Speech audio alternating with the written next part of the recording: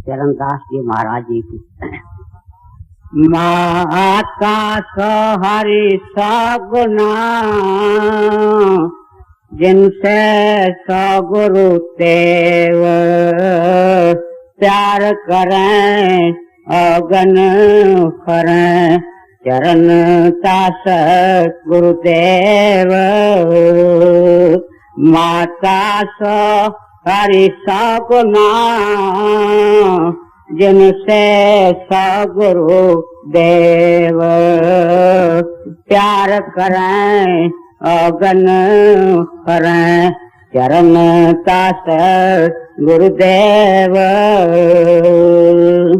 यह महात्मा चरणदास जी महाराज साहब की वाणी है। ये महात्मा राजस्थान के अंदर ही पैदा हुए। कहते हैं दूसर कुल के अंदर पैदा हुए। बचपन में ही आपके पिता का देहांत हो गया। आपके पिता भी बड़े मालिक के भगत थे। माता के अंदर भी भक्ति के प्रबल संस्कार थे और आपकी माता आपको अपने मायके क्या इनके जो नानकाने थे उनको दिल्ली में ले गई। इनको सच्चा मुर्शिद मिला, सच्चा गुरुदेव मिला और नाम लेकर के खूब कमाई की। और जब उस मालिक से मिले तो अपने मालिक और गुरुदेव के हुक्म से सत्संग किया और जीवों को सद्बुद्धि दी और जिनके किस्मत में था उनको घर पहुंचा करके ही छोड़ा। हमारे लिए क्या बचा? हमारे लिए आपके ये वचन बचे। हमारे विरासत में क्या आया है? ये अनमोल वाणी जिसको हम आज सुन रहे हैं। अभी ये अनमोल वाणी अगर किसी को चोट मारे, किसी इंसान के हृदय को छू लेवे तो उसके अंदर बहुत बड़ी क्रांति, बहुत बड़ा इनकलाब ला सकती है। अब हम किसी न किसी महात्मा की हर सप्ताह वाणी लेकर के पढ़ते हैं, सुनते हैं। अगर हम ध्यान से सुनते हैं तो लगता ऐसा है कि महात्माओं का क्योंकि मकसद एक है और वह परमात्मा से मिलाप है, इसलिए उनका उपदेश भी एक है। जो पूर्ण गति के संत महिमा सबसे पहले वो करते हैं परमात्मा की, क्योंकि उसके अलावा और कुछ है ही नहीं, वही सब कुछ है। रचना का कर्ता धर्ता वो है और इस रचना का हिस्सा होकर के ही हम दुखी हो रहे हैं और उससे मिलकर के ही सुखी हो सकते हैं। ये अनाद काल से इन परम संतों का विषय रहा है। फिर वे समझाते हैं कि वो मालिक इंसान के अंदर है और इंसान के अंदर उसने एक ताकत रखी है, एक रास्ता रखा है और वह शब्द नाम का रास्ता है। उसके ऊपर चल करके ही ये परमात्मा को मिल सकता है। फिर वे महिमा करते हैं गुरुदेव की, सच्चे संत की, सच्चे संत सतगुरु की, जो उस नाम के मार्ग को जो इंसान के अंदर परमात्मा ने खुद बनाया है। वह परमात्मा की डिजाइन है, इंसान की नहीं है। उसने जो वो मार्ग अंदर बनाया है उसको पूर्ण तौर पे उसने तय किया है, मालिक से मिलकर के अभेद हुआ है और उनके ही हुक्म से जीवों को चिता करके घर पहुंचाने का संदेश देता है। जो संदेश मान लेते हैं उनको मदद करके घर पहुंचा करके ही दम लेता है। फिर संत हम सुनते हैं हर एक महात्मा के बारे में महिमा करते हैं साध संगत की, ऐसे साधु के संगत की, क्योंकि उनके चरणों के अंदर बैठ करके ही इन महात्माओं की वाणी समझ में आएगी। जो संतों की वाणी है, महात्माओं के वचन है, इनकी कृतियां हैं, धार्मिक लिटरेचर है। आप खुद सोचो, पढ़ने वाले करोड़ों हैं, लेकिन उनके अंदर समझने वाले कौन हैं? जिनको संत सतगुरु मिले, जिनको साध संगत मिली। बाकी को वाणी की समझ नहीं आएगी। क्यों समझ नहीं आएगी? क्योंकि जिसने वाणी बनाई है वो ही समझाए तब समझ में आए। पिछले संत ने वाणी बनाई और जो इस वक्त का संत है वो उसका रूप है, और वो वाणी भी उसकी वाणी है। वही अपने वाणी को खोल के समझाता है, और जब वो समझाता है उसके पीछे सत्ता होती है, उसका अनुभव होता है, उसकी ताकत होती है। इसलिए इंसान को सोझी पड़ जाती है, और जब नाम की इसको सोझी पड़ती है तो उसके लिए तैयारी शुरू होती है। अगर आज के जो इस महात्मा के दोहे हम सुनेंगे, उसके अंदर एक विशेष प्रकार का प्रसंग है, और वह क्या है कि किसी किस्मत वाले जिज्ञासु को, जिसकी तकदीर बहुत ऊंची थी। आप ऊंची तकदीर वाले किसको कहते हैं? जिसको धन है, महात्मा उसको कंगाल कहते हैं। आप ऊंची किस्मत वाला किसको कहते हैं? जिसकी शक्ल सुंदर है, लेकिन महात्मा कहते हैं ये केवल माया की चमक है। आप किस्मत वाला किसको कहते हैं? जिसको पदवी है, लेकिन महात्मा कहते हैं वह इंद्रियों का गुलाम है। बड़े हजूर से किसी ने पूछा कि गरीब कौन है? तो हजूर ने उत्तर दिया, गरीब वो है, कंगाल वो है जिसके जो मन के अधिकार में है, जो मन के बस में है। अगर इस दृष्टि से देखा जाए तो हम सब कंगाल हैं, हम सब नौकर हैं, और इतने भ्रष्ट नौकर हैं कि वो मालिक पता नहीं कितने कितने गंदे काम हमसे कराता है, और हम खुशी से करते। हमारी दुर्गति ये हो रही है कि हमसे अति गंदे काम वो मालिक करा रहा है, जिसको हमने स्वामी बनाया। अपने असली स्वामी को बुला करके जिसको हमने स्वामी बनाया, पता नहीं हमसे क्या क्या करवा लेता, क्या क्या करवा के आया है, क्या क्या करवा करके रहा है। आज और मोरी के अंदर, नाली के अंदर रेंगता हुआ एक कीड़ा जा रहा है, इस दशा के अंदर लाने वाला उसको कौन? ये मन। और कौन? नरकों में कौन ले जाता है? ये हमारा मन ले जाता है। तो इसलिए आज के दोहों के अंदर समझा रहे कि वे बड़भागी लोग हैं। महाराज जी कहते थे कि सारी दुनिया की बादशाही मिलनी आसान है, लेकिन पूरे गुरु की संगत और उनके चरणों का लाभ मिलना दुर्लभ, अति दुर्लभ और महादुर्लभ है। कहते हैं जब ऐसे सच्चे साधु के चरणों में सेवक जाता है तो वह गुरुदेव इसके लिए क्या करता है उसको खोल करके महात्मा चरणदास जी समझाते हैं। पहले कोई सवाल करे कि ऐसे गुरुदेव को हम कैसे पहचाने, तो नए जिज्ञासु के लिए ये जरूरी है जानना कि ऐसा महात्मा लेगा कुछ नहीं, लिया तो मंगता हो गया, वो दाता नहीं, अगर दाता नहीं तो देगा कुछ नहीं। फिर उसकी दूसरी निशानी ये है कि उसके अंदर जोश नहीं होता। ऋषि मुनि जोश में आकर के शराब देते रहे। अब आप इसके गहराई में जाओ, शराब कब दिया जाता है? जब कोई मन में इच्छा होती है, इच्छा के खिलाफ काम होता है, मन के मुताबिक काम नहीं होता है, मन क्रोधित हो जाता है, तब शराब दिया जाता है। ये बिल्कुल एक सीधी सादी अक्ल को ठोकर मारने वाली एनालिसिस है। अब आप खुद विचारो, हम साधु किसको कहते हैं? साधु हम उसको कहते हैं जिसकी कोई इच्छा नहीं होती, जिसको कुछ नहीं चाहिए, वो मालिक का दास बन चुका है, और दास बन करके दास से वो स्वामी हो जाता है। उसको कोई इच्छा नहीं।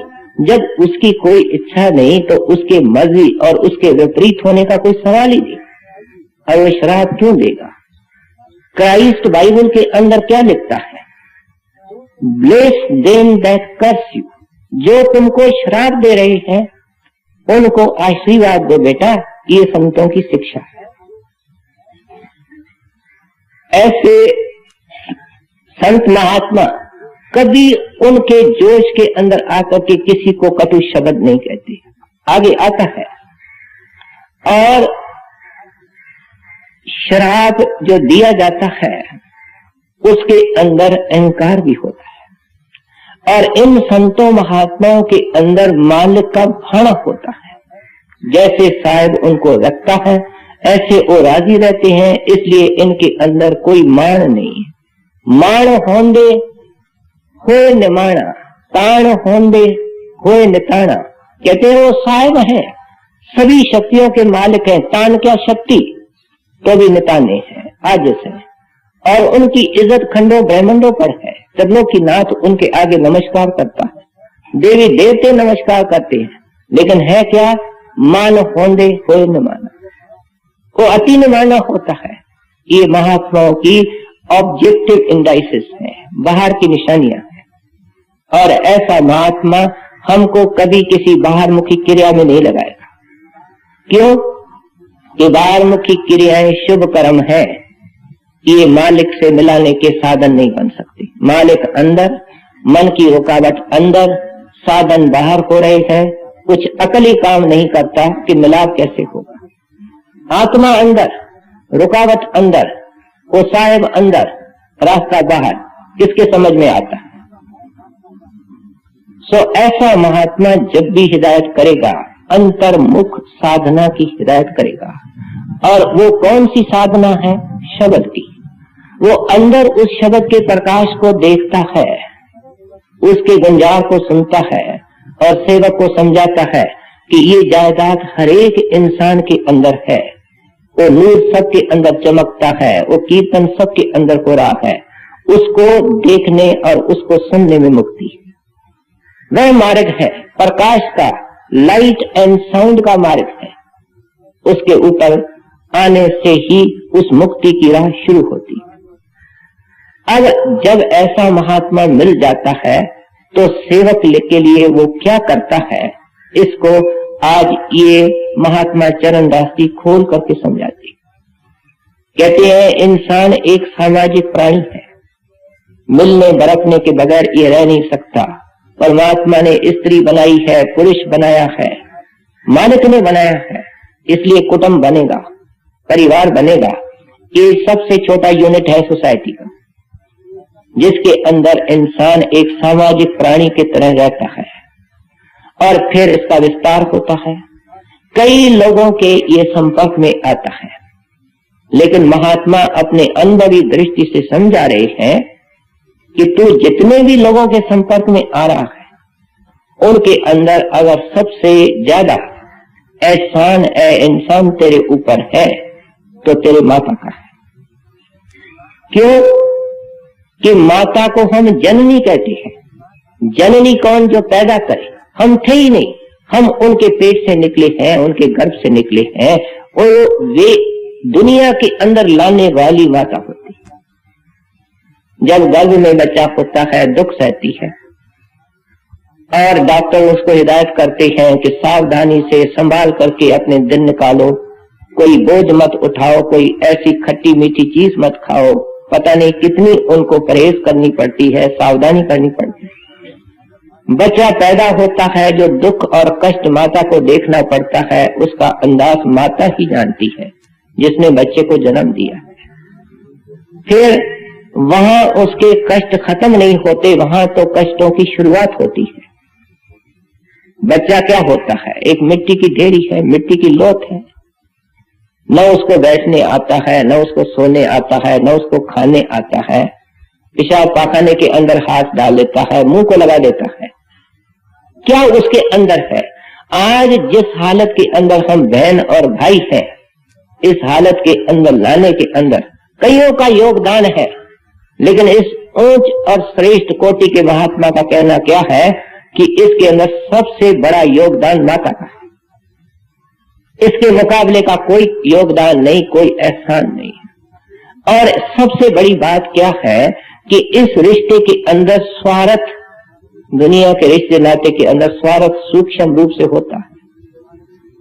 लेकिन अगर कोई दुनिया के अंदर बेगज रिश्ता है, स्वार्थहीन रिश्ता है, तो छोटे बच्चे का और मां का, इससे बढ़ करके स्वार्थ रहित और कोई रिश्ता नहीं। और माता जब बच्चा पैदा होता है उसको किस तरीके से खिलाती है, पिलाती है, मन में किस तरीके से उसको उसके संभाल को बना करके रखती है।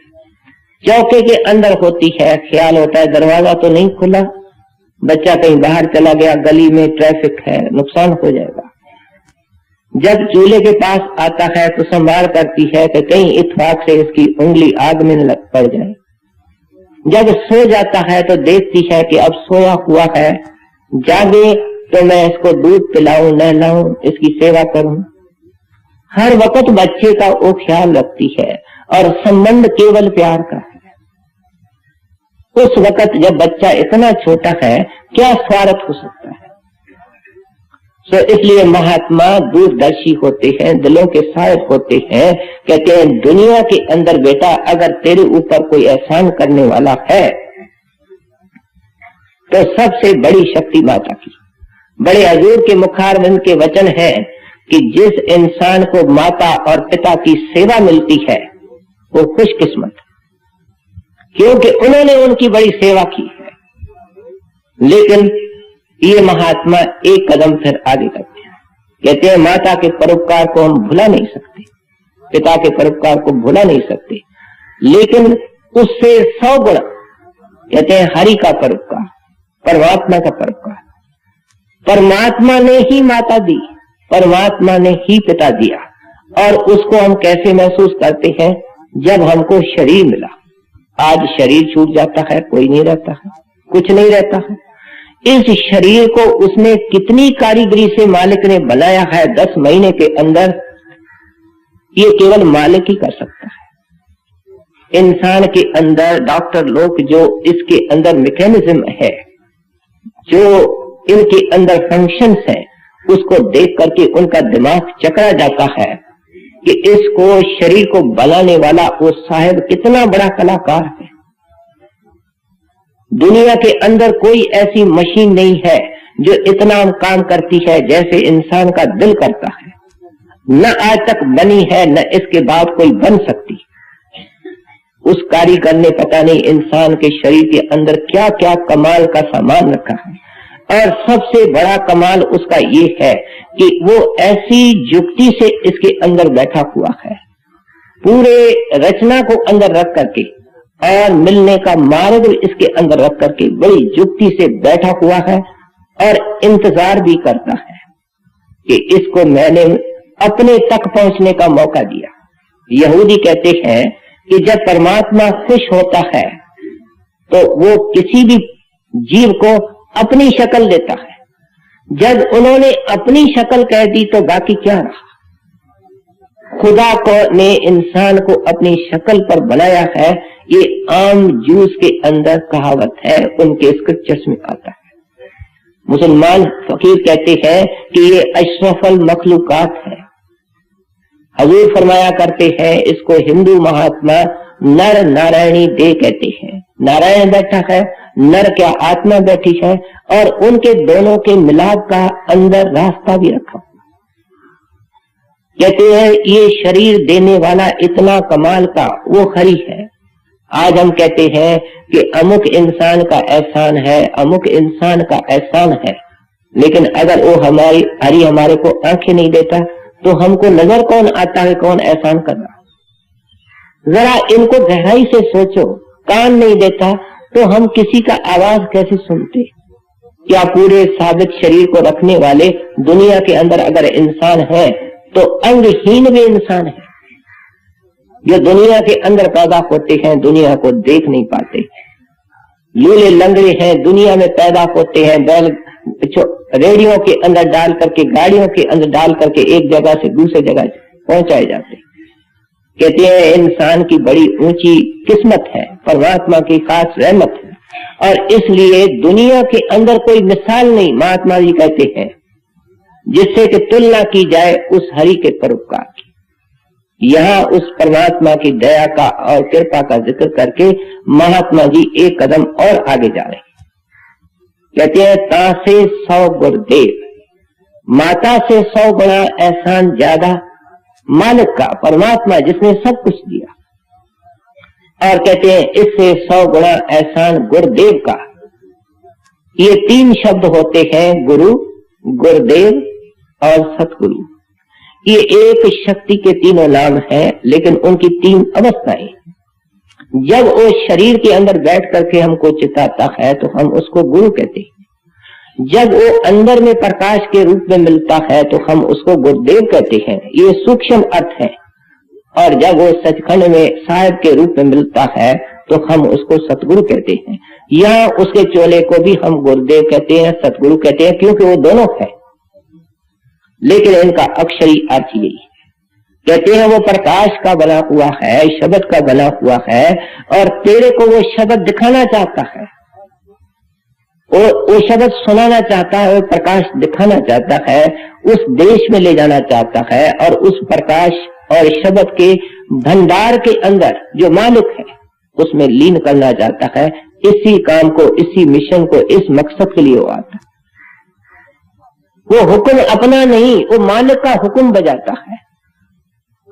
एक लाउड स्पीकर है, एक बोलने वाला होता है। लाउड स्पीकर क्या कहता है? जो बोलने वाला कहता है वो लाउड स्पीकर से आवाज आती। कहते हैं वो बेचारा तो केवल उस मालिक का हुक्म सुनाने के लिए आता है। जिन तुम भेजे तिनी बुलाए, सहज सेती घर आओ जी। कहते हैं जिसने तेरे को घर से भेजा था उसने देखा ये बेटा तो मेरे को भूल गया, इसको तो मेला प्यारा लगा, तमाशा प्यारा लगा। हम जब सिनेमा में जाते हैं, तमाशे में जाते हैं, क्या घर को भूल जाते हैं? हमको ये ख्याल नहीं होता है कि तमाशे के बाद हमको घर जाना है। लेकिन ये ऐसा निकम्मा बेटा निकला कि तमाशे के अंदर माया के चक्कर में ये घूम रहा है, इसको अपना घर का ख्याल तक नहीं। बाप ने देखा ये तो निकम्मा निकला, भूल गया, लेकिन मेरा बेटा है। और उसको मजबूरन इंसान बन करके, बेदार करके यहाँ आकर के कहना पड़ता है, जैसे ये महात्मा कह रहे हैं, भाई तेरा कोई बाप भी है, तेरा कोई मालिक भी है, तेरा कोई घर भी है, और तू बिलक रहा है, परेशान हो रहा है और मुफ्त में हो रहा है। चल वो आंखों में इंतजार लेकर के तेरी इंतजार कर रहा है, उसके गोद के अंदर बैठ जा, वो तेरे को गले लगा देगा, तेरे को अपना रूप बना देगा। तू सब चीज का, सारी रचना का तू साहिब बन जाएगा। आज तू इंद्रियों का गुलाम है, विषय विकारों का गुलाम है। कहते हैं अब ये गुरुदेव अपने शिष्य के लिए किस तरीके से काम करना शुरू करता है। प्यार करे अवगुण हरे, चरण दास गुरुदेव। पहले तरीके से समझा दिया कि एहसान किस किस का है और सबसे बड़ा किसका है। अब कहते हैं वो अपना काम किस तरीके से कहता है। कहते हैं प्यार देता है। उसकी अप्रोच जो है वो बड़ी पॉजिटिव है। वो ये नहीं कहता है दुनिया को छोड़ दो, दुनिया गंदी है, ये है वो है। वो मालिक के देश के अंदर जो खुशी है, मालिक के चरणों के अंदर जो आनंद है, जो उसके रास्ते के अंदर खुशी और विलास है, उसका वर्णन करता है और उसकी तुलना करता है दुनिया के नंगे स्वार्थ से, दुनिया के विषय विकार से। क्या वो तुलना करता है जहर और अमृत की? वो तुलना करता है प्रकाश और अंधकार की। उसकी अप्रोच बड़ी पॉजिटिव होती है। और वो तुलना करता है एक यतीम की और राजकुमार की, कि ऐ यतीम होकर के क्यों फिर रहे हो, राजकुमार बन जाओ। कहते इस तरीके से हमारे अंदर उस प्रभु मिलने का, परमात्मा के मिलने का शौक पैदा करता है। प्यार करे, वो हमारे अंदर उस परमात्मा का प्यार भरने की कोशिश करता है। और जब हमको ये इस नतीजे के ऊपर पहुंच जाते हैं कि ये इंसान का चोला मिला ही उसको प्यार करने के लिए, बाल बच्चों से, धन दौलत से, दुनिया के सामानों से प्यार हमने अनाद युगों से किया। कई बार इंसान बने, कई बार इनसे प्यार करे, लेकिन हमारा बना कुछ नहीं। आज हम हाथ मसलते रहते हैं, अरमानों में जिंदगी निकालते रहे हैं, तो हमको मिला कुछ नहीं। कहते हैं ये सिलसिला खत्म हो सकता है अगर तुम अवगुण छोड़ दोगे। अवगुणों की दीवार है जो तुमको, तुम्हारी आत्मा को उस परमात्मा से अलग करके बैठी। लेकिन कहते हैं केवल अवगुणों के ऊपर इशारा नहीं करता, उसको छोड़ने का तरीका भी देता है। अवगुणों के ऊपर इशारे करने वाले लाखों, करोड़ों, बल्कि हर एक, लेकिन अवगुणों को छुड़ाने वाला गुरुदेव, वो क्या करता है, मन को कोई अच्छी चीज दे करके उसका अवगुण छुड़ा देता है। आज सत्संग के अंदर आपको ऐसे शराबी मिलेंगे, आप उनसे पूछते हैं भाई आप शराब पीते हैं, कहते हैं नहीं, सत्संगी हो गए। पीते थे, कहते हैं इतना पीते थे कि बोतल हमने सोचा शमशान भूमि में भी हमारे साथ जाएगी। मैंने खुद ऐसे मांस खाने वाले देखे हैं जिन्होंने 50 साल खाया और दिन में 3 बार खाया और एक दिन नागा नहीं किया। लेकिन जब उस प्रभु ने प्यार भर दिया, उस सतगुरु ने मालिक का प्यार भर दिया, तो वो ऐसा छूटा। जैसे मैं आम मिसाल देता हूं, कांच का गिलास घर के अंदर 4 साल रहा, चलता रहा, लेकिन एक दिन हाथ से अचानक टूट गया, निकल गया, पुर्जे पुर्जे हो गया, याद भी नहीं कि घर में कोई गिलास था। किसको याद है कि आज हमारे घर के अंदर कितने गिलास टूट गए हैं? किसी को याद नहीं। याद तक नहीं रहता है कि कोई शराब भी होती है, कोई मांस भी होता है, कुछ ये चीजें भी होती हैं। कहते हैं ऐसी प्रेम की चोट गुरु मार देता है, ऐसी वो अपनी सोजी और झलक अंदर पैदा कर देता है कि किसी चीज के नजदीक नहीं जाना पसंद करता है और डर डर करके, कदम फूंक फूंक करके ये जिंदगी के अंदर चलता है कि गुनाह और अवगुण बेशुमार है, पहाड़ों जितने बड़े हैं, कहीं इनके अंदर और वृद्धि न हो जाए और इजाफा न हो जाए, ये कम होते जाएंगे, कम होते जाएंगे, तो इस पहाड़ के पीछे जो मेरा प्रीतम है वो नजर आएगा। हम आंख बंद करते हैं, अंधेरा क्या है? हमारे पापों का अंधेरा। हम आंख बंद करते हैं, अंधेरा किस चीज का है? हमारे अवगुणों का। जो सत्संगी कहते हैं हमारे अंदर तो कोई अवगुण नहीं है, अगर उनका ये कहना सही है तो आंख बंद करते महाराज जी का रेजेंट फॉर्म नजर आना चाहिए, मूल स्वरूप नजर आना चाहिए, ये निशानी। अगर नहीं आता है तो अवगुण। अगर कागज साफ है तो साफ है, अगर उसके अंदर कुछ लिखा हुआ है तो गंदा है, कुछ लिखा हुआ है। सो इसलिए आप कहते हैं गुरुदेव तो इस काम में उस दिन से लग जाता है जब जिज्ञासु इनके चरणों में आकर के बैठता है और प्रभु का प्यार पैदा करके उससे शराब, मांस, गंदी चीजें, कपट, धोखा, निंदा, चुगली वगैरह जिसका जिक्र आए दिन होता है, इनको छोड़ने की हिदायत करता है। कहते हैं ये गुरुदेव दुनिया के अंदर आकर के काम करता है और इसकी अप्रोच ये नहीं होती है कि ये छोड़ दे, ये छोड़ दे। मैं मिसाल लेता हूं कि अगर एक लड़के का लड़की के साथ प्यार हो जाता है और दिली प्यार हो जाता है, लड़की कहती है मेरे से शादी करनी है तो आपको शराब छोड़नी पड़ेगी, मांस छोड़ना पड़ेगा, सब शक्लें आंख से निकालनी पड़ेगी। अगर उसका दिली प्यार है वो 1 मिनट नहीं रोकता, कहता है ये क्या, जो कहोगी सो करूंगा। लेकिन अगर उसने कई शक्लें देखनी होती है तो क्या कहता है, सोच के जवाब दूंगा, सोच के जवाब दूंगा। कहते हैं संत मत तो बड़ा अच्छा है, महात्मा भी बड़े अच्छे हैं, लेकिन मांस छोड़ना मुश्किल है। ये क्या है? कहता है सोच के बताऊंगा। लेकिन अगर दिली प्यार है तो उस वक्त हाँ बढ़ता है, केवल उन शर्तों के लिए नहीं, बल्कि कहता है इसके बाद जो भी शर्त तू कहेगी उसको मान। इस तरीके से गुरुदेव प्यार भर करके हमारे अंदर प्यार के अधीन हमसे सब कुछ छुड़ा देता है। दसम पातशाही गुरु गोविंद सिंह जी महाराज एक गांव के अंदर गए, उनको पता था क्या होने वाला है। उन्होंने जाकर के सत्संग किया और उस गांव के अंदर मेजॉरिटी जो रहती थी वो चोरों की थी। वो चोर भी आए, उनका संस्कार था, उन्होंने दर्शन किया। दर्शन करके वो चोर मोहित हो गए कि ऐसी शक्ल तो हमने संसार में नहीं देखी। क्या शोभा, क्या प्रकाश, क्या शांति और क्या वचन। और संत अपने सत्संग में उस प्रभु का प्यार ही हमारे हृदय के अंदर भरते हैं। गुरु साहब प्रेम की चोट लगा करके सत्संग करके दर्शन दे करके चले गए और जब वो उनको मिलने आए तो कहते हैं भाई क्या करते हो? के साथ चोरी। तुम क्या करते हो? चोरी। तुम क्या करते हो? चोरी।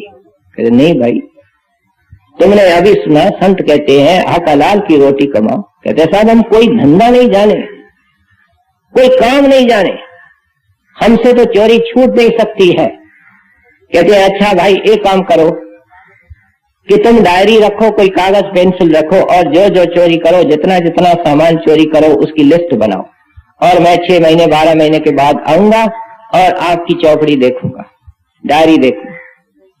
इतना तो करोगे कहने साहब ये तो मुश्किल नहीं है, ये तो हम कर लेंगे।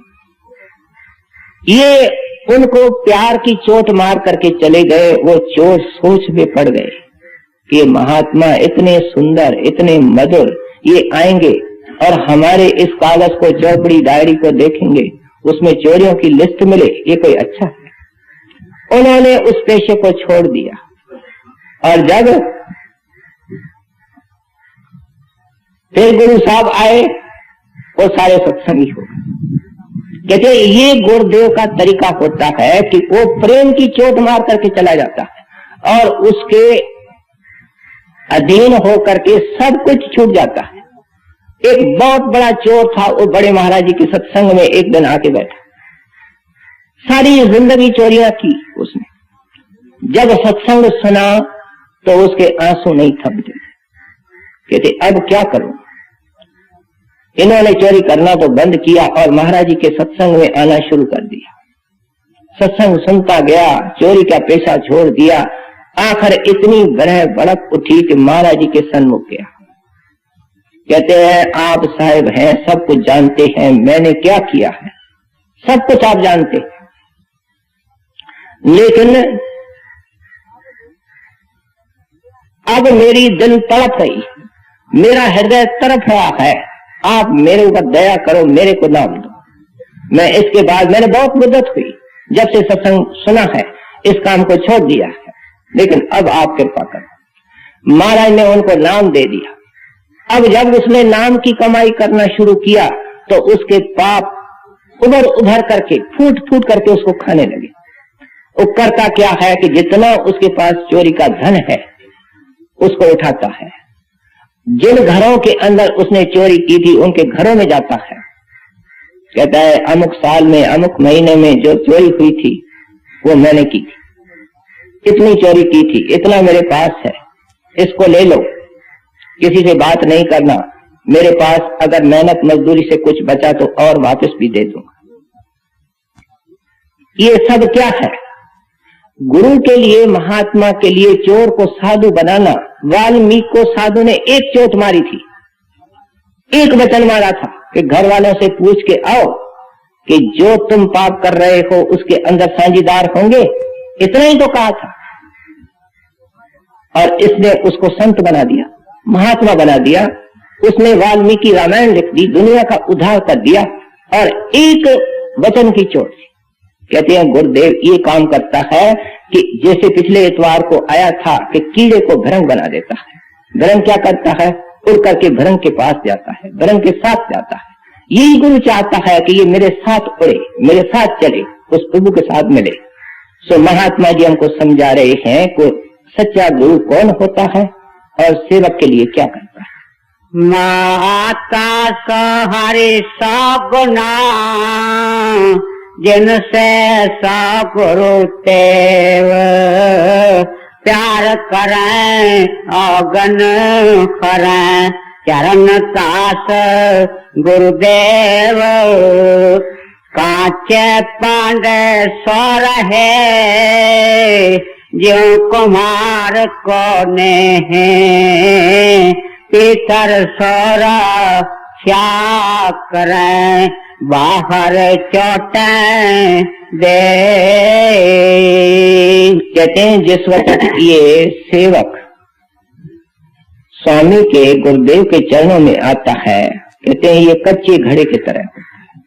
कच्चा घड़ा तो क्या, ये सड़क की मिट्टी की तरह होता है। टीले की मिट्टी निकम्मी मिट्टी होती है। कुम्हार कारीगर होता है, उसको पता है कि ये जो टीले के अंदर बेकार वीरान सा टीला पड़ा है, रास्ते की ये सड़क की मिट्टी है, इसकी शक्ल कैसे बदलनी है, इसको उपयोगी कैसे बनाना है, वो जानता है।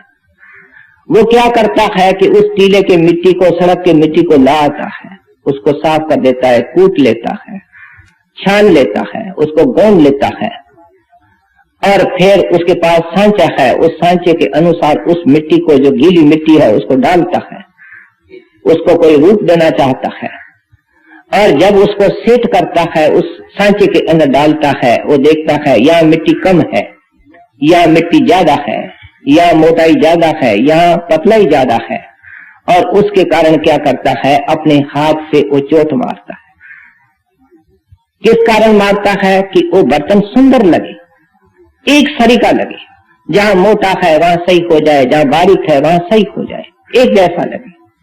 लेकिन कहते क्या है चरणदास जी महात्मा कि जब ऐसा कुंभार चोट मारता है बर्तन को सेट करने के लिए, तो जिस जगह में चोट मारता है एन उसके नीचे दूसरा हाथ रखता है। पहले नीचे हाथ रखेगा, फिर ऊपर से चोट मारेगा।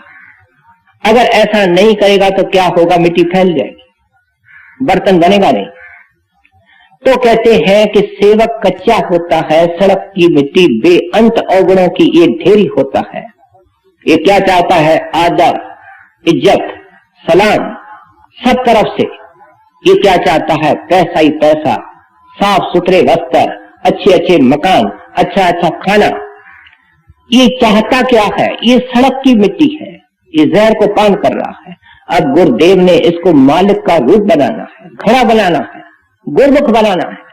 अब वो क्या करता है, उसको पता है कि ये जो सड़क की कच्ची मिट्टी है, क्या ये जो कच्चा मन है इसको पक्का कैसे करना है। वो कहता है कि उसको सांचे में डालना चाहता है, और वो सांचा कौन सा है, गुरमुख का सांचा, प्रेमी का सांचा। उसमें ये शुरुआत होती है इसकी, और शुरुआत के अंदर इसको चोटें भी मारनी पड़ती हैं बर्तन को सेट करने के लिए। चोटें क्या कहते हैं, आदर के साथ निरादर, और पैसे के साथ निर्धनता, सेहत के साथ बीमारी। ये क्या है, कहते हैं कुंभर की चोट। कुंभर की चोट क्या है, संसार किसकी चोट खा रहा है, प्रालबुद्ध की। संसार किसकी चोट खा रहा है, मन और काल की। लेकिन सत्संगी चोट किसकी खा रहा है, कुंभार की, गुरुदेव की। क्योंकि उसका हिसाब किताब जिस दिन वो नाम लेता है सब गुरु के तरफ चला जाता है, ट्रांसफर उसके पास हो जाता है। उसका दुख भुगताने वाले, सुख देने वाले सब कुछ गुरुदेव होते, क्योंकि वो कुंभार है, मिट्टी उसके हाथ में है, बर्तन उसने बनाया है। अब सड़क का उससे वास्ता नहीं, टीले का उससे वास्ता नहीं, वो कुंभर के घर में आ चुकी है। अब उसका काल से, कर्म से, माया से कोई वास्ता नहीं, अब उसका वास्ता कुंभर से है। और कुंभर कैसे नहीं चाहेगा, क्या वो चाहेगा घर के अंदर मिट्टी का ढेर लगा रहे, वो चाहेगा ये बर्तन बने, किसी के घर में जाए, उपयोगी बने। कहते हैं ये मेरे सेवक रोशन बने और नाम की सुगंध फैलाएं। और प्रचार करने की जरूरत क्या है, जब सत्संगी के अंदर नाम की सुगंध आ जाती है, सुगंध को आप कितने रोक सकते हैं। ये संत महात्मा करामत नहीं दिखाते, लेकिन इनकी दुकान जो सत्संग होता है वो इत्र की दुकान होता है, और इत्र के दुकान के अंदर से महक नहीं निकलेगी। कहते हैं मानो वो करामत नहीं दिखाते, लेकिन उनका रूप रंग, उनका वचन, उनकी चाल ढाल, हर अदा उसके अंदर अजीब खुशबू होती है, और वो बिखर जाती है, और उस खुशबू के ऊपर कई लोग आ जाते हैं। उनको किस तरीके से सेट कर रहे हैं, उनको किस तरीके से ऊंचा उठाने की कोशिश करते हैं, उसके लिए आप बर्तन की और कुंभर की मिसाल दे रहे हैं। कहते हैं ये मन बहुत कच्चा है, और इसलिए घड़ने से ही ये सही होगा। गीता के अंदर भगवान क्या लिखते हैं, ये कड़वा वचन नहीं है, अति मीठा वचन है। हमको सुनने में और समझने में कड़वा लगता है, लेकिन इससे कोई प्यारा वचन नहीं है, इससे बड़ा कोई मीठा वचन नहीं है। क्या भगवान लिखते हैं, जो मेरे खास प्यारे होते हैं उनको मैं निर्धनता देता हूं, मैं उनको बीमारी देता हूं, मैं उनका अपमान कराता हूं। क्यों कि मैंने उनके बर्तन को जल्दी ठीक करना होता। अगर जिसको वो चोट देता है तो यही चाहता है कि शाम तक ये ठीक हो जाए, बर्तन सही हो जाए। कहते हैं बेटा ये गुरु के तरफ से नहीं आता है, वो नहीं देता है। इंसान का चोला जो बनता है वो शुभ और अशुभ कर्मों के मिश्रण से बनता है। जब शुभ कर्मों की बारी आती है सुख आता है, अशुभ कर्मों की बारी आती है दुख आता है। गुरु दुख नहीं देता, गुरु उस दुख के अंदर रियायत करता है। और याद रखो जो सत्संगी है वो कभी अगर मुख से ये कहता है कि ये दुख बर्दाश्त से बाहर है, तो वह बिल्कुल गलत है। क्यों कि जैसे कुम्हार चोट मारता है और वो बर्तन के बर्दाश्त से बाहर नहीं होती, क्योंकि बर्दाश्त से बाहर मारेगा तो मिट्टी कहां रहेगी। वो हाथ देता है, तरीके से संभल करके चोट मारता है। कोई सत्संगी के अंदर ऐसी घटना, ऐसा कष्ट घटित नहीं हो सकता जो कहे कि मेरे ताकत से परे। एक ही कर्म होगा, दो सत्संगियों का होगा, उनको गुरु अपने मौज से भुगताएगा। एक के पास नौकर है, पैसा है, सेवादार है, उसका और तरीके से, जिसके पास पैसा नहीं है, सेवा करने वाला नहीं है, जिसको देख रेख करने वाला नहीं है, वही कर्म दूसरे तरीके शायद है। उसको पता है चोट कितनी मारनी है और किस तरीके से मारनी है। कहते हैं जब इतना परोपकारी और इतना सुजान कुम्हार मिल जाए जो सब जानता है, अपने काम के अंदर कुशल है, तो फिर तेरे को भाड़े के अंदर रहना चाहिए। दुख सुख तो तेरा बेटा अपना करना हुआ है। मैंने ये वार्ता कई बार सुनाई है कि बाबा जी महाराज के दिनों में डेरा छोटा था।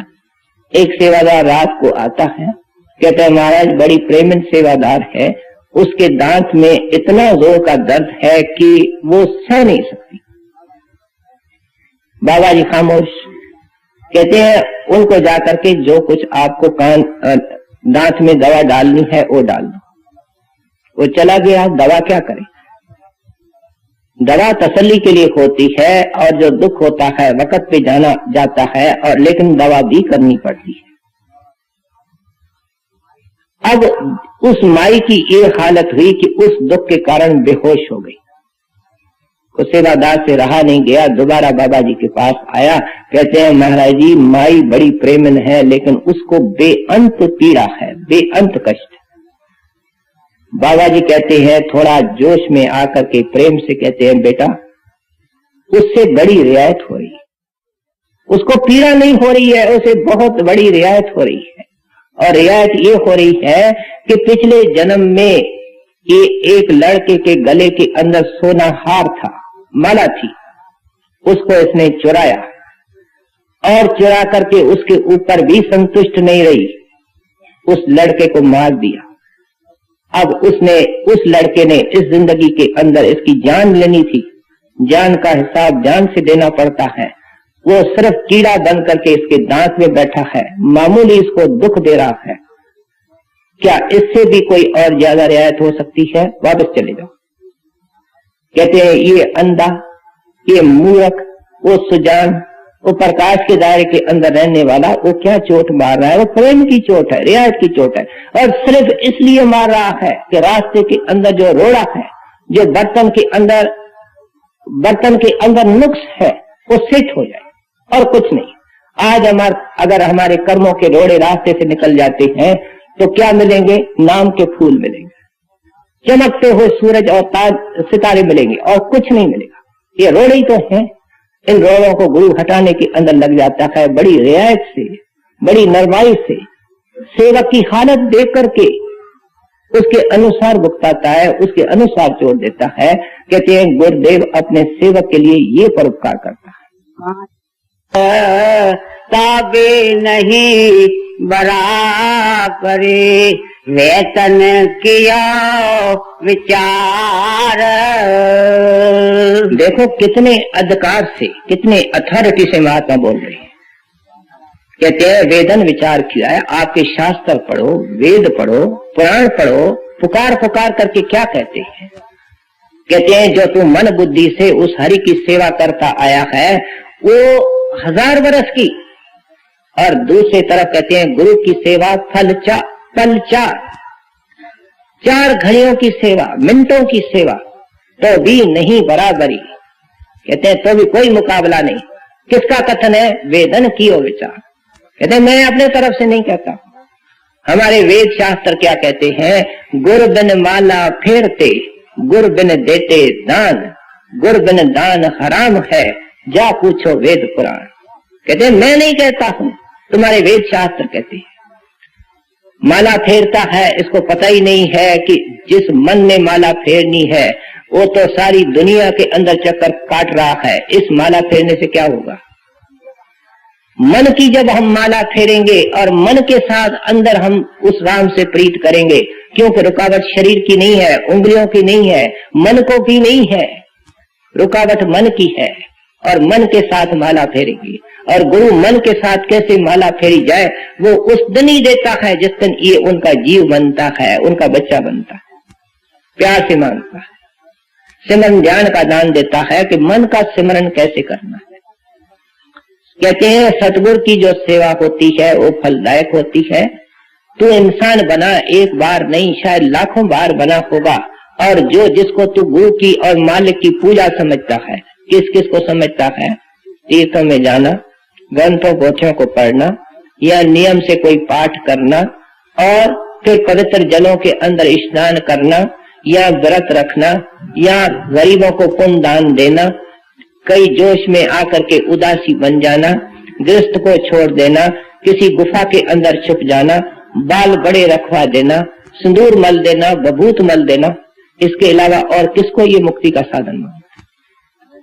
कहते हैं ये तो अनंत जन्मों से बेटा तू करता आया, आज तेरी मुक्ति हो गई। क्या तू माता के पेट से पैदा नहीं हुआ? क्या संसार के अंदर दुखों के झकोड़े नहीं खा रहा?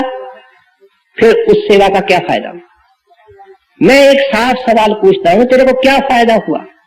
अब निवृत्ता सहित गुरु के पास जा कि महाराज मैंने अनंत जन्मों से कर्म धर्म किए, बाहर के साधन किए, वो कौन सा साधन है, वो कौन सा तरीका है जो उस हरि से मिलाता है? कृपा कर मेरे ऊपर दया करो, मेरे को बताओ, मैं अंधा हूं।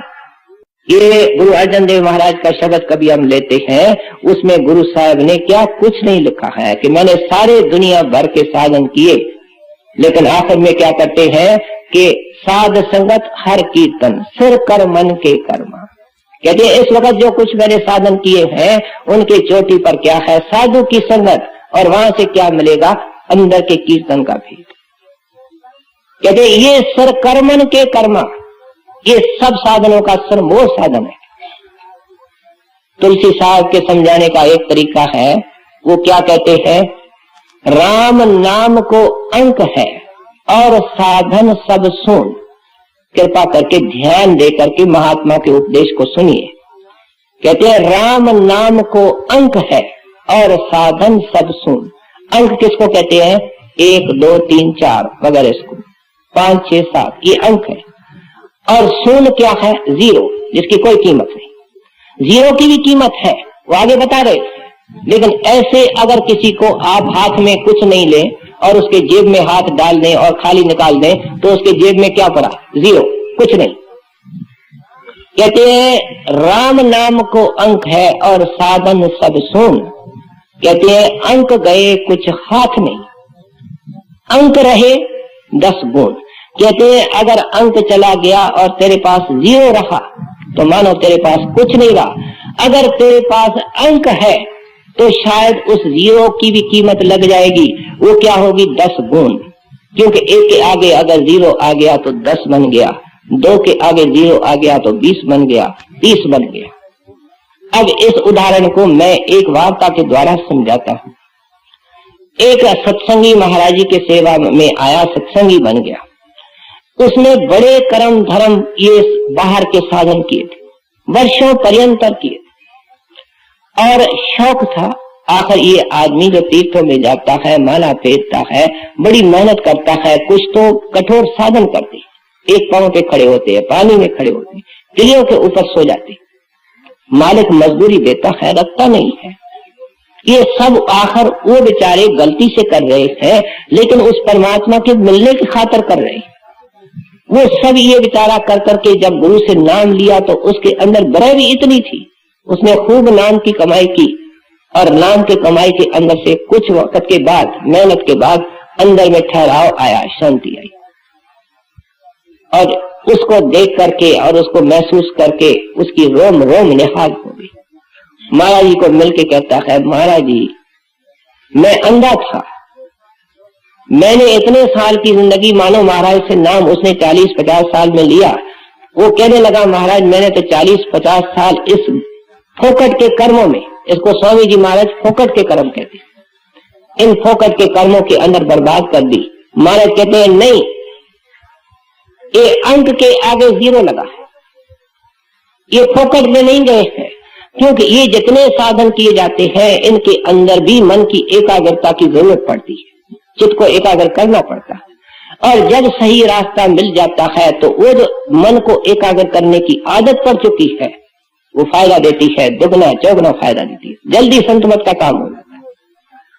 तो इसलिए तुलसी साहब कहते हैं बाकी जितने साधन बेटा तू करता आया है ये जीरो, अगर तेरे को साधु मिल गया और अंदर जाने का भेद मिल गया ये अंक, और क्या होगा कि जो तू करके आया है उसका भी 10 गुना फायदा हो जाए, क्योंकि उसके अंदर भी एकाग्रता तू करता आया है, उस एकाग्रता का तेरे को फल मिलेगा।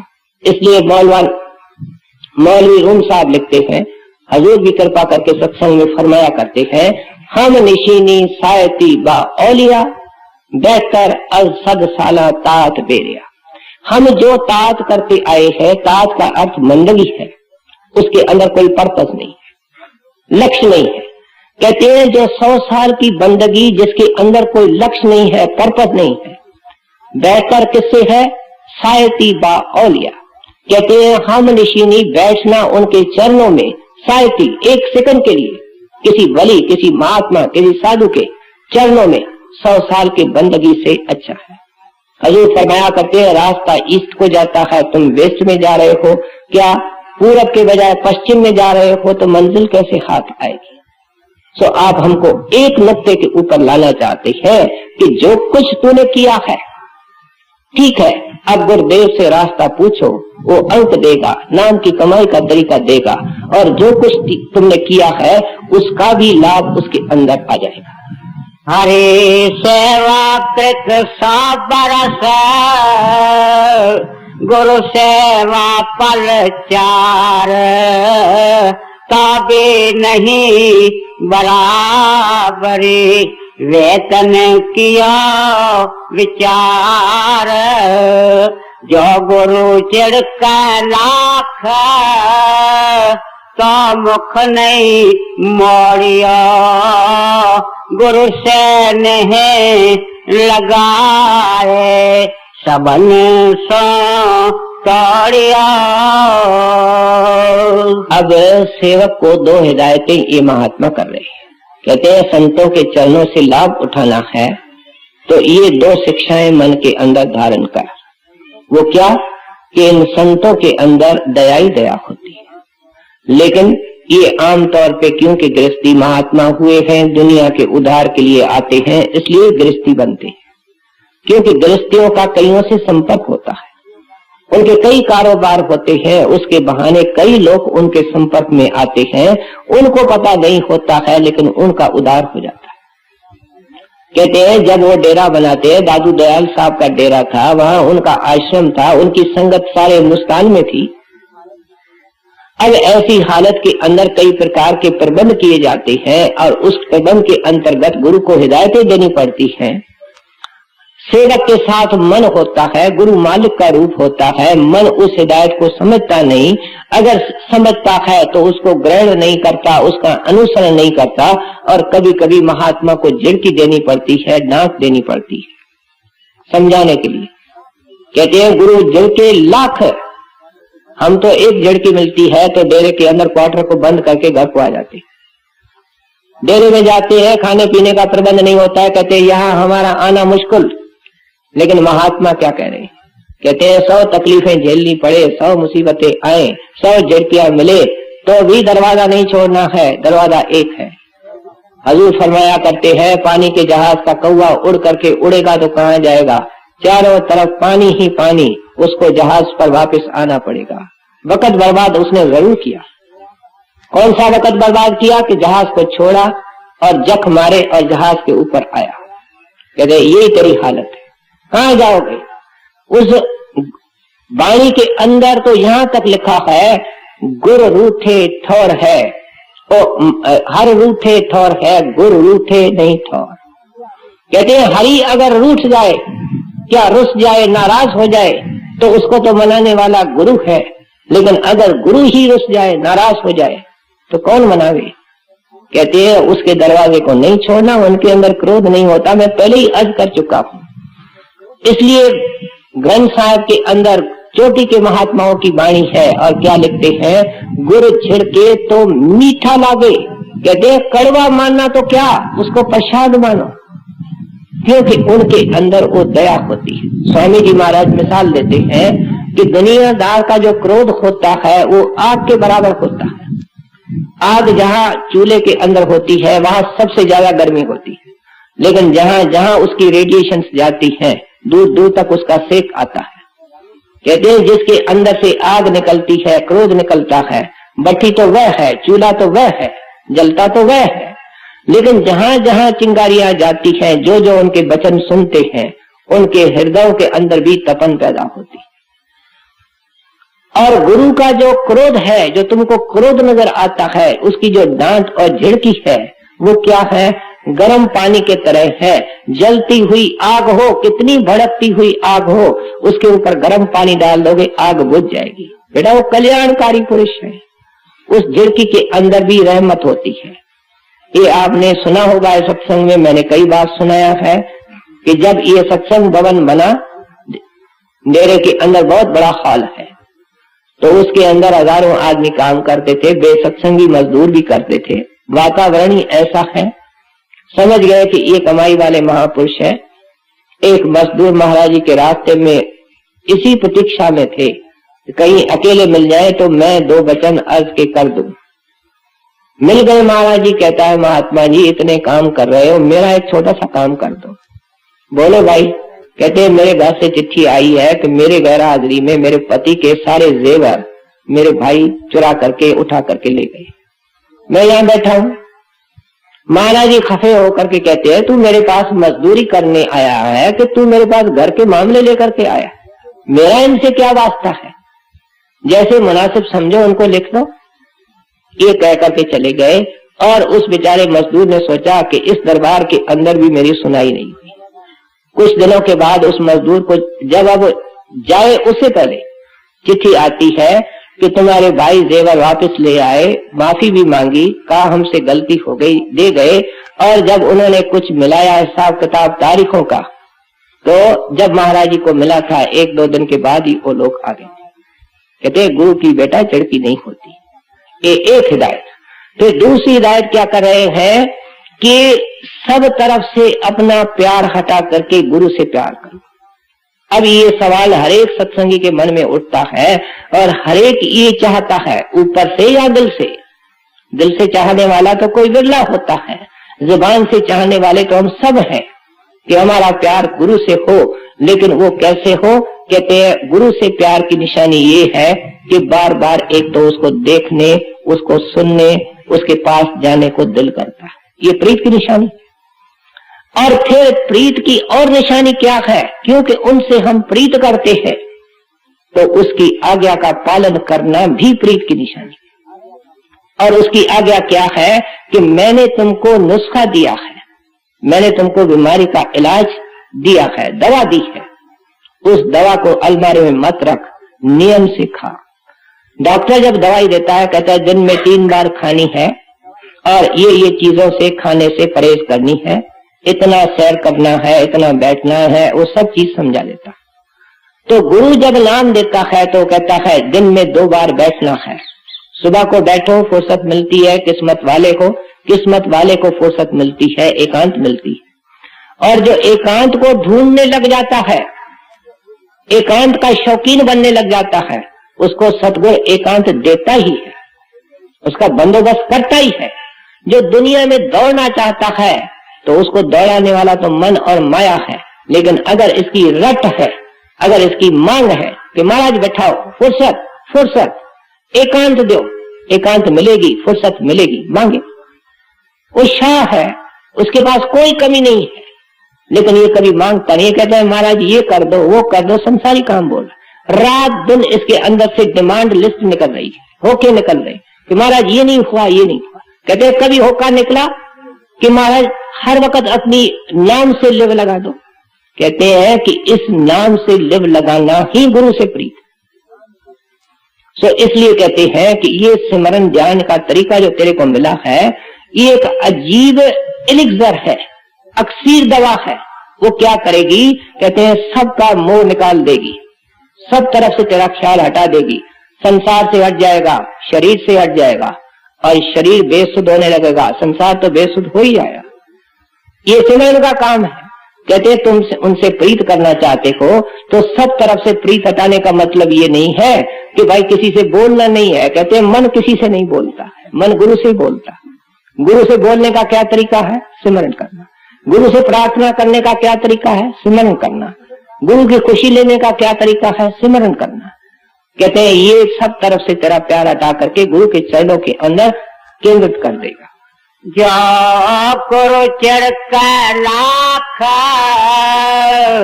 तो मुख नहीं मोड़ियो, गुरु से नहीं लगाए सबन सो तोड़ियो, काहू से नहीं राखिए काहू विद की चाहा, परम संतोषी पहुंचिए रहिए बेपरवाह। कहते हैं कि बेपरवाह तेरे को रहना है। अब बेपरवाह ये रह नहीं सकता। कभी गुलाम भी बेपरवाह हो सकता है। हम तो गुलाम हैं किसके?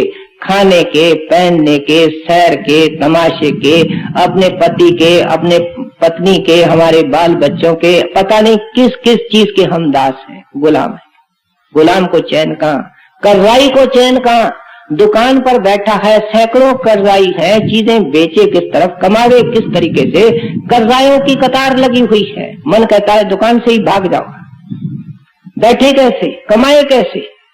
तो इसलिए कहते हैं कि बेटा मैं आपको सहज तरीका देता हूं, बेपरवाह कैसे होता है। कहते हैं जो मिलता है उसके ऊपर संतोष कर, कभी मांग ही नहीं, इच्छा ही मत रख। जिसको कछु न चाहिए सोई शहंशाह। कहते हैं शहंशाह कौन है? एक सतगुरु है जो दुनिया से कोई आशा नहीं रखता, दोनों हाथों से देता है और उम्मीद कुछ नहीं रखता। क्राइस्ट ने कईयों को, अंधों को आंखें दी, लेकिन किसी सेवक ने कहा महाराज एक आया, उसने शुक्र किया। कहते हैं यही बहुत है, मैं तो चाहता वो भी नहीं आता। क्योंकि वो क्या इसलिए काम करते हैं कि कोई आकर के उनका शुक्र करे? वो नहीं, उनका धंधा ये है, उनका स्वभाव ये है, उनका एक सेकंड नेचर है, बल्कि फर्स्ट नेचर है कि वो यही काम करते हैं। तो इसलिए आप उपदेश करते हैं कि ऐ सत्संगी तेरे को भी वो बेपरवाह बनाना चाहता है। और वो क्या है? कहते हैं तेरे को संतोष का धन देना चाहता है। गुरबाणी के अंदर क्या लिखा है? हर धन संचो रे जन भाई। ए भाई तू रेगिस्तान के अंदर दौड़ता रहा, हां करता रहा, हाथ खाली मसलता चला गया दुनिया से। अब क्या करो? हर धन सिंचो रे जन भाई। कैसे कैसे उस हरि के धन को सिंचो इकट्ठा करो। सतगुरु सेवा रहो सरनाई। कहते हैं जिस तरीके से सतगुरु रहता है, अमीर गरीब आदर निरादर, उसके शरण में रह करके दाम की कमाई करो, ऐसे ही संतोष आएगा। ये संतोष की सीख कहां से मिलती है? इन संतों के वाणी से मिलती है, महात्माओं के सत्संग से मिलती है। वो संतोष का नमूना बन करके दुनिया में दिखाते हैं। दुख आता है तो मुस्कुराते रहते हैं, बल्कि वो दुख का स्वागत करते हैं। क्योंकि अगर शरीर के जड़ों से बीमारी निकालनी होती है तो क्या करेले की रस पिलाई जाती है, नीम का रस पिलाया जाता है, कितना महाकड़वा होता है, लेकिन नरमूल शरीर से बीमारी को निकाल लेता है। दुख भी हमारे को ऊंचा उठाता है। महात्माओं की वाणी जब सुनते हैं तो हमारी धड़न कांपती है और कहते क्या है? दुख की घड़ी गनीमत जानो। कहते हैं प्रार्थना करो मालिक मेरे को दुख भेजो। कौन मांगे? बहुत बड़ी कड़वी दवा कौन मांगे? दुख की घड़ी गनीमत जानो। गनीमत किसको कहते हैं? ब्लेसिंग, दया, नाम गुरु का पल पल भजना। कहते हैं उस दुख के घड़ी के अंदर तेरे को क्या है? एक अवसर मिला है मन को ट्रेन करने का कि दुख के होते हुए भी नाम को सिमरो। अगर दुख के अंदर तेरे को नाम के सिमरन की आदत पक्की हो गई तो सुख के अंदर भी सिमरन करते रहोगे। तुमने सुख में सिमरन नहीं किया है इसलिए दुख आया है, क्योंकि जो सिमरन करता है उसका कोई कर्म नहीं बनता, उसको दुख आता ही नहीं। तुमने सुख में सिमरन नहीं किया, दुख आ रहा है। अब दुख में सिमरन कर, तो आगे को दुख नहीं आएगा। सीधी सादी लॉजिक है। तो इसलिए कहते हैं संतोषी कौन होता है? जो बादलों के पीछे प्रकाश होता है सूरज का, उसके ऊपर निगाह होती है, दुख से विचलित नहीं होता। कितनी दुख और संकट की घड़ियां हमारी जिंदगी में आई, क्या वो हम भूल नहीं चुके हैं? क्या वो गुजर नहीं गई? क्या वो हमारे को बल्कि ऊंचा उठा के जाती है संत मत में? क्यों? कि कोई न कोई कर्म था जिसका भुगतान हो गया, और जब कर्म का भुगतान हो गया ये परमात्मा के नजदीक हो गया। और जब दुख की घड़ी आए तो संतोषी आदमी मन को क्या कहता है? This to shell pass of. जिस तरीके से और संकट की घड़ियां निकल गई, ये घड़ी भी चंद घड़ियों की है, थोड़े वक्त के लिए है, ये भी निकल जाएगी। जब सैकड़ों निकल गई तो एक और भी निकल जाएगी, और वो खुशी खुशी से उसके दिन निकल जाती है। तो इसलिए आप उपदेश करते हैं कि हाय हाय करने से तो आज तक तेरा कुछ नहीं बना, अब हमारी दवाई खा करके देखो, गुरु के शरण में रहो, और जो कुछ आवे सहज में सोई मीठा जान। कहते हैं कोशिश तो करनी है, क्योंकि तू पुरुष है। अगर ये परमात्मा का विधान होता तो आकाश से वर्षा क्यों भेजता? बनी बनाई रोटियां वहां से भेज देता, सब्जियां भेज देता, पकी पकाई रोटियां वहां से भेज देता। वो चाहता है कि पानी पड़े, खेती की जाए, उसके ऊपर मेहनत की जाए, आटे को पीसा जाए, आग के ऊपर रोटी को पकाया जाए, खाया जाए, हजम किया जाए, इसके अंदर खून आवे, वो ये चाहता है। इससे पुरुषार्थ की कोशिश की वो उम्मीद रखता है। तो कहता है कि तुमको तो अपने अक्ल बुद्धि से गुरु का भरोसा लेकर के उनके असूलों के ऊपर रह करके कोशिश करनी है। लेकिन कहते हैं संतोष क्या है? कि जो उसका नतीजा निकल पड़ता है उससे विचलित नहीं होना है, घबराना नहीं, वो उसका प्रसाद मानना है। कहते हैं जब ऐसा दृष्टिकोण बनाओगे तब संतों के संगत से लाभ उठाने के काबिल बनोगे। काहो से नहीं राखिए काओ विद की चाहा परम संतोषी होचिए रहिए बेपर वाह नाम ले चल पीछिए नाम ले कर खा नाम ले कर बैठिए नाम ले चल रहा। कहते हैं कि जो गुरु का प्यारा सेवक होता है उसको गुरु से सहयोग करना चाहिए। और सहयोग करने का क्या तरीका है? कहते हैं कि हर वक्त उसके नाम को अपने अंदर संभाल करके रखना है। ये दौलत है, ये पूंजी है जो ये सेकंड के अंदर इकट्ठी कर सकता है। दुनिया के दौलत के पीछे ये मारा मारा फिरता है, लेकिन जो सच्ची दौलत है, सच्चा धन है, नाम का धन है, कहते हैं इसको इकट्ठे करने के अंदर भी रात दिन बेटा जुट जा, लग जा। और वो कैसे? कहते हैं खाओ तो भी सिमरन करके खाओ, ध्यान करके खाओ, चलो फिरो काम काज करो तो भी सिमरन ध्यान रख करके करो। ये हर एक महात्मा सीख देता है। उनके चिताने के बावजूद भी हम अंधे गाफिल रहते हैं। अब जिस वक्त हम खाना खाते हैं तो हम क्या करते हैं? खाना आगे आता है, पहले तो उसकी चौकीदारी करते हैं कि क्या क्या चीज बनी है, कैसी कैसी बनी है। और हम इतने मूर्ख होते हैं कि मालिक पता नहीं जानवरों को क्या देता है और हमको क्या खाने को मिला है। हम कहते हैं क्या सब्जी बनी है, कैसी बनी है, और अनेक नुक्स निकालने शुरू करते हैं। मन का घाट तो उस वक्त ही बदल जाता है, और जिसने बनाई है वो बेचारी भी घबरा जाती है, उसके मन का भी घाट बदल जाता है, दोनों ही गुरु से दूर हो जाते हैं। बड़े हजूर फरमाया करते थे, भले आदमी जब तुम्हारे सामने रोटी आवे, अगर कोई चीज तुम्हारे मर्जी के इच्छा के अनुसार नहीं है तो उसको चुपके से अलग करके रख दे थाल से, बोल मत। जो तेरे मर्जी की चीज है, जितनी तेरे को चाहिए उसको अलग करके खा ले। न झूठा कभी किसी को खिला, न किसी का झूठा खाने की कोशिश कर। और जितनी देर खा उतनी देर मालिक का शुक्र करके खा। शुक्र भी करना अच्छा है, गुरुदेव आपका शुक्र है। क्यों? कि क्या पता कल को क्या होना है। लेकिन सच्चा शुक्र क्या है? कि सिमरन ध्यान करके खाना। उसका लाभ क्या होगा? कहते हैं जो खाने का कर्म है वो नहीं लगेगा। दूसरा क्या होगा? कि जो सिमरन करेगा वो इसके लेखे में धन जमा होगा, इसका नाम का जो बैंक बैलेंस है वो बढ़ेगा। कहते हैं दोनों काम हो जाएंगे। जब ये कहता है ये मीठा है, ये कड़वा है, ये ऐसा है, तो उसका इसको बोझ लग रहा है, क्योंकि साग के हर एक पत्ती के अंदर जीव आत्मा है, अनाज के हर एक दाने के अंदर जीव आत्मा है। कर्म लगता है, मानो मांस मछली से इन चीजों से कम लगता है, लेकिन कर्म तो कर्म है।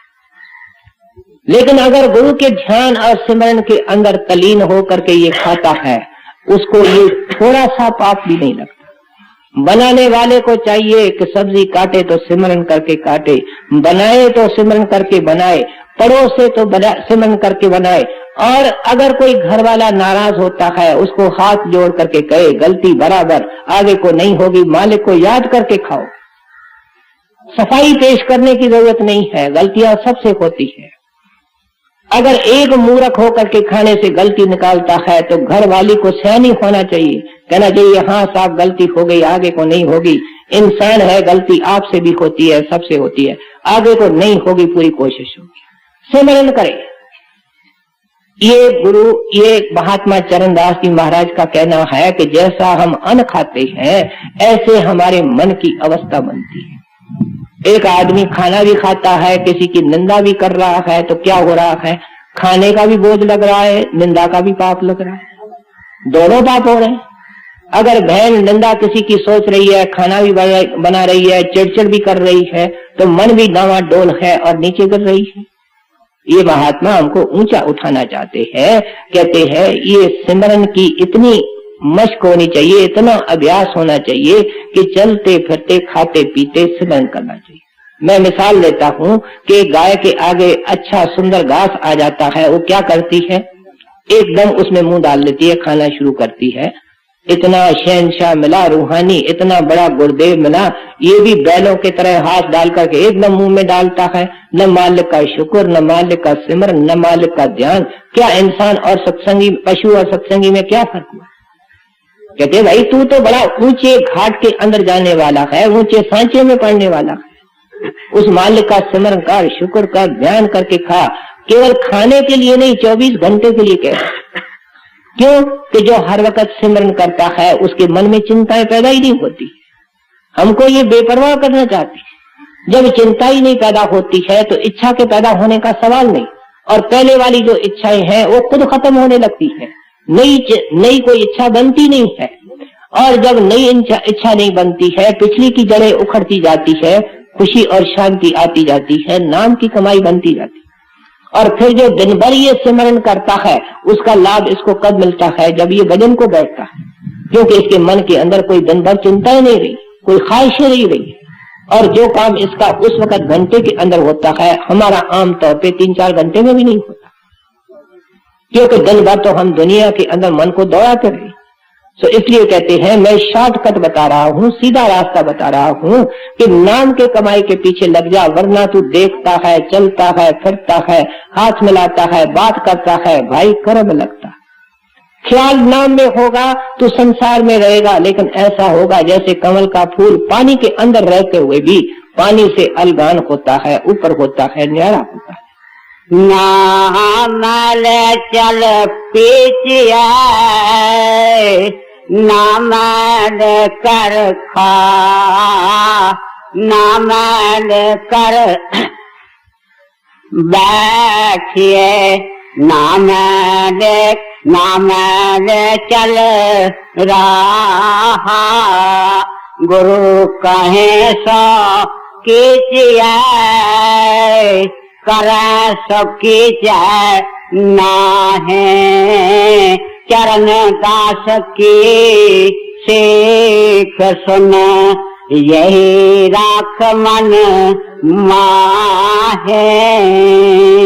अब हमको ये अच्छी तरह समझा रहे हैं कि कुछ लोग इस धोखे के अंदर आते हैं कि वो गुरु के करने की तरफ देखते हैं। कहते हैं सेवक का काम अलग है, गुरु का काम अलग है। गुरु का काम क्या है कि जीवों को पार करना, वो तर चुका है और वो दूसरे को पार करना चाहता है, किनारे को लगाना चाहता है, सागर से पार करना चाहता है। और इसका हाल क्या है? कहते हैं ये डुबकियां खा रहा है और मुकाबला किससे कर रहा है कि जो बड़े जहाज के ऊपर कप्तान बैठा है। कहते हैं दोनों का मुकाबला क्या है? तू मन और माया का कीड़ा है, वो रूहानी शहंशाह है, तो उसके करनी को देख करके को तुमको थोड़ी वो करना है। बड़े हजूर महाराज जी एक बार सत्संग किया कर रहे थे, तो ये कह रहे थे कि देखो महात्माओं ने कितनी नाम की कमाई करी कि गुरु अमरदास जी महाराज बुढ़ापे के अंदर अपने बालों को, जो लंबे बाल थे, उनको किलियों के साथ बांध देते थे और खड़े खड़े भजन करते थे। नींद का झटका आता, बालों पर जोर पड़ता, आंखें खुल जाती। तो एक सत्संगी खड़ा होकर के कहता है, महाराज क्या हमसे ये होगा?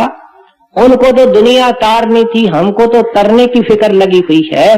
तो महाराज कहने लगे जो तरने वाले को करना चाहिए वो तो कर, वो तो तारने वाला था जो कर रहा था। तेरे को किलियों के साथ केस बांधने के लिए तो किसी ने नहीं कहा है, लेकिन सिमरन करने के लिए तो तेरे को हिदायत की गई है, नाम जपने के लिए वक्त देने की तो हिदायत की गई। तू तरने का तो सामान बना, तारने वाले की हालत दूसरी होती है। अब गुरु नानक देव जी मक्के गए, मदीने गए, दुनिया को तारने गए, कई बार लगातार सफर किए, भजन नहीं बैठा। भजन तो उनका अटूट होता है। कबीर साहब कहते हैं उठते बैठते चलते फिरते हम एक ही ठिकाने में होते हैं, हमारे दो ठिकाने नहीं है। और वो एक ठिकाना क्या है? सचखंड। कहते तेरे को कुछ भी नजर आवे, संत एक ठिकाने में होता है। अब तुम्हारा उनसे क्या रिश्क है, तुम्हारा उनसे क्या मुकाबला? अगर एक लड़का जिसको अभी मैट्रिक की परीक्षा देनी है, वो देखता है कि मेरा प्रोफेसर, मेरा उस्ताद सोया पड़ा है रात को 10 बजे, सिनेमा में शाम को गया है और 10 बजे आके सो गया है, मेरे को क्या मुसीबत पड़ी है कि मैं रात को जा करके पढ़ूं? तो वो मूर्ख है, क्योंकि वो जो विद्वान सोया पड़ा है वो किसी वक्त विद्यार्थी था, उन्होंने सब कुछ छोड़ा था, रातों को जागा था, वो पढ़ा था। आप क्या समझते हैं एक विद्वान अगर सिनेमा में चला जाता है तो उसकी विद्या भूल जाती है? क्या वो उस वक्त MA BA नहीं है? वो उस वक्त भी विद्वान है। तो कहते हैं तू तो अब पहली दूसरी क्लास के अंदर है, उठने के काबिल नहीं है। जो आकाशों में उड़ रहे हैं उनका तो मुकाबला कर रहा है, रिश्क कर रहा है, ये तेरे को सुहाता नहीं। गुरु का रोल अलग है, सेवक का रोल अलग है। इसलिए ऐ शिष्य, ऐ सेवक, तेरे को ये सुहाता है कि जो गुरु ने हुक्म दिया है उस करनी को कर, उसके करनी को देखेगा तो मारा जाएगा। हजूर महाराज जी एक रोचक वार्ता सुनाया करते हैं कि एक मुसलमान फकीर के पीछे मुरीद जा रहे थे। अब वो महात्मा तो उस खुदा के इश्क में लिवलीन था और सामने एक निर्दोष लड़की आती है। मुसलमानों के अंदर शायद ये रिवाज है कि उस लड़की ने हाथ जोड़े, फिर हाथ आगे पेश किया और महात्मा ने उस लड़की के सुंदर हाथ को लिया और उसको चूमा और कहा सुभान अल्लाह। सुभान अल्लाह ये फारसी या अरबी शब्द है जिसका मतलब है कि उस खुदा की, परमात्मा की महिमा, प्रेज बी टू गॉड। अब जब महात्मा आगे निकले तो उसका रंग रूप देख करके मुरीद भी उसके हाथ को चूम करके कहते हैं सुभान अल्लाह, सुभान अल्लाह। महात्मा ने देखा, समझ गया। अब उनको सबक सिखाने के लिए जब काफी दूर निकल गए तो देखते हैं कि एक लोहार के पास आग जल रही है और लोहे के टुकड़े वो आग में डाल करके बाहर निकाल रहा है। जब लाल हो जाते हैं तो जब लोहार ने एक टुकड़ा निकाला जो बिल्कुल लाल सा हो रहा था, उसको फकीर ने हाथ में उठाया और मुंह लगा करके, होंठ लगा करके उसको चूमा और कहता है सुभान अल्लाह, और उस लोहे के जलते लाल टुकड़े को नीचे रख दिया। और पीछे देखा तो सेवक देखते हैं कि पीछे को भाग रहे हैं। कहते हैं क्यों भाई, सुभान अल्लाह आपका कहां गया? इस वक्त कहां जा रहे हो? आओ, वो आपका लोहर इंतजार कर रहा है। कहते हैं महाराज हमारे समझ में नहीं आएगा। फकीर ने समझाया कि मेरे रोम रोम से सुभान अल्लाह निकलता है, तुम्हारे जुबान से निकला था, बड़ा फर्क है। मेरी रोम रोम खुदा को याद करती है। जो मुर्शिद करता है वो मुरीद को नहीं करना है, जो स्वामी करता है वो दास को नहीं करना है, जो गुरु करता है वो सेवक को सोचना ही नहीं। सो इसलिए चरणदास जी ये जो कुछ दोहे हम सुनते आए हैं आपके तरफ से क्या बता रहे हैं। एक तो जो गुरु सेवक के लिए करता है, जो वो चाहता है, उसको किस तरीके से घर पहुंचाना चाहता है, उसमें कितनी बड़ी मदद करना चाहता है, और फिर ये भी बताया कि वो अपने सेवक से आशा क्या करता है। उनसे ये आशा करता है कि उनके असूलों पर रहे, दुनिया से मुख मोड़े। मुख क्या? मन को मोड़े, मेंटली। और मेंटली मोड़ने का तरीका क्या है? सिमरन, ध्यान, उसकी प्रीत, उसकी याद। चलता फिरता है, काम काज करता है, खेती करता है, दुकान करता है। ऐसे गुरु के प्यारे इस वक्त भी है जो नौकरी पे जाते हैं, दुकान में जाते हैं, खेती करते हैं, लेकिन उनके आंखों में गुरु की शक्ल होती है, उनके कान में अंदर का आवाज होता है, उनका ध्यान कहीं नहीं होता है। ऐसे गुरु के लाल हैं, बहने हैं, भाई हैं। तो इसलिए कहते हैं भाई अगर इस रास्ते के अंदर लाभ उठाना है तो जो मैंने दवाई दी है और जो मैंने परहेज बताई है उनका अनुसरण कर ले, और क्या होगा कि जिस मकसद को पूरा करने के लिए महात्मा नाम देता है वो जिंदगी के अंदर ही तेरा पूरा हो जाएगा। ये सोचता है कि ये जिंदगी के अंदर काम मेरा किस तरीके से होगा जब मेरी मन की ये हालत है, तो महात्माओं का क्या जवाब है कि अगर जिंदगी के अंदर पूरा नहीं हो सकता तो संत नाम क्यों देता? ये तेरे सिर्फ मन के उज़र हैं, मन के बहाने। सो चरणदास जी महात्मा ने बड़ी सुंदर शिक्षाएं विशेषकर उनके लिए जो संतों के पास जाते हैं, मैंने संतों की सच्ची निशानियां भी बता दी। उनके चरणों में जाते हैं तो उनके क्या चोज होते हैं, क्या अधिकार होते हैं, उनसे क्या अपेक्षा की जाती है, क्या आशा की जाती है, क्या एक सत्संगी का जीवन होना चाहिए, क्या उसके ऊपर परोपकार होता है, इन सभी बिंदुओं को खोल करके समझा दिया। गुरु कहे सो कीजिए, करे सो कीजिए नाहे, चरण दास की सीख सुन यही राख मन माहे। राधा।